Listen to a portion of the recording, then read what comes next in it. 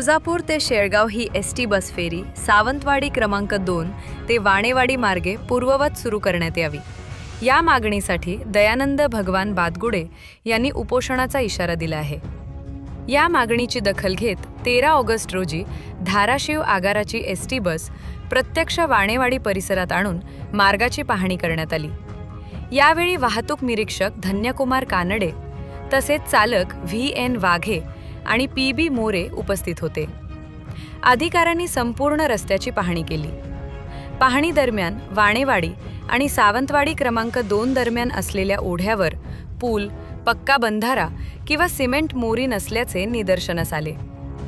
त्यामुळे ओढ्यातून ST bus नेणे प्रवाशांच्या सुरक्षेच्या दृष्टीने धोकादायक असल्याने पूल झाल्याशिवाय बस सेवा सुरू करणे शक्य नसल्याचे अधिकाऱ्यांनी स्पष्ट केले। दरम्यान संबंधित विभागांनी अद्याप प्रत्यक्ष पाहणी करून कोणताही स्पष्ट अहवाल दिलेला नसल्याचा आरोप बादगुडे यांनी केला आहे। त्यामुळे प्रशासनाच्या उदासीनतेविरोधात 15 ऑगस्ट रोजी आमरण उपोषण करण्यावर ते ठाम आहेत। विद्यार्थी आणि प्रवाशांची गैरसोय दूर करण्यासाठी प्रशासनाने तातडीने कार्यवाही करावी।